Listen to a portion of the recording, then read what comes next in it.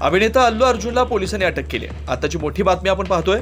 पुष्पा 2च्या प्रीमियरच्या वेळी झालेल्या चेंगराचेंगरी प्रकरणी आता अल्लू अर्जुनला अटक झालेली आहे। पुष्पा हा सिनेमा अजूनही थिएटरमध्ये सुरू आहे आणि त्यासाठी मोठ्या प्रमाणात तिकिटांची विक्री झाली होती।